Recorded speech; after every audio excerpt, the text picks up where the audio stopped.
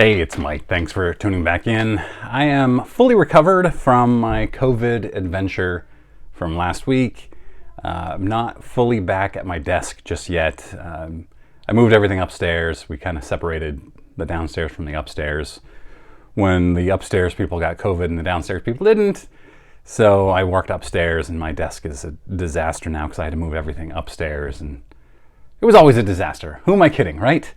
But I went out yesterday. I went to Chipotle, the best restaurant around. I wish I lived in a Chipotle town, but I was dying to go to Chipotle and a card shop, so I went down to Portland, Maine, and I went to Don's Card Shop, which in my limited experience is probably the best card shop in Maine. Now, I would love to find out what is the best card shop in Maine, which means visiting a lot of different card shops. Next weekend, I'm going up to Waterville.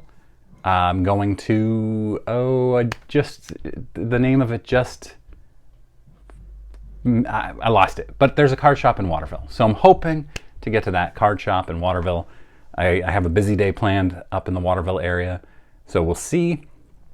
I actually compiled a list of all the card shops in Maine. So I'd like to visit them all. I actually want to put together a website where I put all the card shops in Maine and post videos of all of them. Don's is awesome though. It is an awesome card shop. It's been around, I believe, since the early 1990s. I heard the owner telling somebody, or the previous owner who was working yesterday, that he had owned it for 18 years, since 2004, and he thought it had been open for 10 years before he bought it. So that would make it around 1994. The new owner, Ron, awesome guy, wasn't there.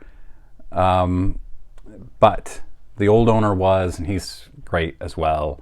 And they have a pet dog, a mascot, who just laid on the floor the entire time. And I was there for a long time. I had to have been there for at least an hour. And he was very patient with me. Not the dog was too, but the previous owner who was working. Very patient, opening up the display cases and pulling out the cards I wanted to see. I did buy quite a bit, and I'll get into that. I didn't buy any vintage. That's really what I went in for, is the vintage, and they've got really, really good vintage. I just didn't see anything that appealed to me other than this Jackie Robinson card, which was $550, and I don't even know what the comps are. I didn't have $550 or reasonably close to that, so I didn't get that. They have this amazing display of vintage. They have so many autographs on photographs and magazines and things like that, on a jersey. It's kind of a throwback card shop. I've been in a couple of others in Maine that are just small and tight and packed, and they don't really appeal to me. And this one, Don's, really is comfortable. It's easy to navigate. It's organized well. They have a lot of unopened boxes, including retail, which are at reasonable prices. They're not like at the same prices you get at Target, because they have to mark them up. But if you're in a jam and you're looking for a box of retail contenders, it's not a huge markup, because oftentimes you can't get them at Target. I also want to just take a minute here to share this amazing photo of Don's Baseball Card Center that I found on Instagram by Leland Foster, apparently a local photographer in Maine, and his Instagram is leland.foster. I just really, really enjoyed the photo a lot. So yeah, I mean, it's really good, and they negotiate prices. Not as much as I would have liked. I saw a Luka Doncic rookie, Donruss, I think, and they had it priced at $120. I looked up comps. They were running at like 80 or so, so I offered 100, because I also believe, you've got the card in your hand, so there's a bit of a markup there, and you got to expect to pay more in a card shop than on eBay. But he offered me 110, and I passed. I really wish I could have taken it, but it was just, even 100 felt like a lot. So they also have when you walk in, right on the left, bin of like $1 to $3 cards, and I went through those, and I got quite a bit of things in there.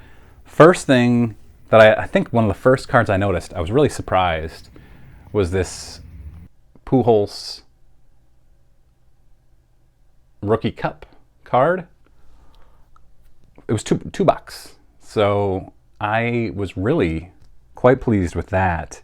Got home, looked it up on eBay. It's going for like 10 to 15 bucks is what it's been selling for recently. So I figure for $2, can't go wrong. I love these Topps Rookie Cup cards. I know it's not his rookie card, but still very cool. I looked at a lot of basketball stuff, and I'll get to the basketball stuff, but I got a lot of Wander Franco, like this. What is this, like a Mojo or something like that? I don't know. I thought that was a cool card. And this was, I think each of these were around $5. This is his Bowman Chrome prospect card.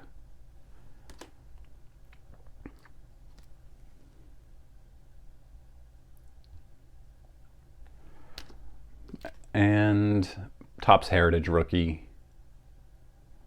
card and rookie All-Star Cup. And let's stick with baseball here. Oh, here's another Wander Franco.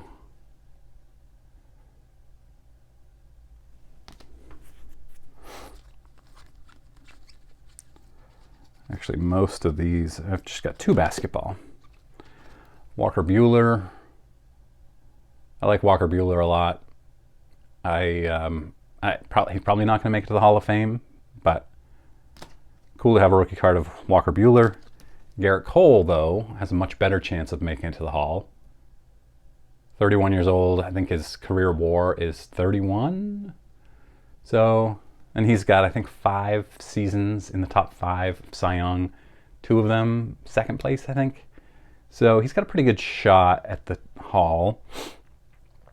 Give him a few more good years.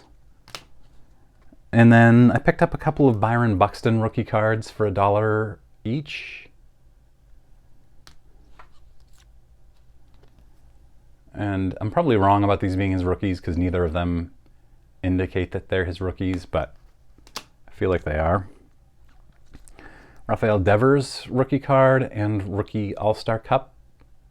I don't remember what I paid for this. $6, I think. And Devers' first Bowman paper. And then I am very high on Anthony Simons. So I picked up his Donruss rated rookie. I think Simons, like Jordan Poole this year, is going to have a big breakout next year. Simons averaged 20 some odd points a game in the second half of the year when Dame Lillard went out. So big year, I think, for him coming up next year. And here's his Prism rookie as well. So those are the cards I picked up. Some interesting things. So there was another guy there. He looked really familiar, and I couldn't place it. Older gentleman.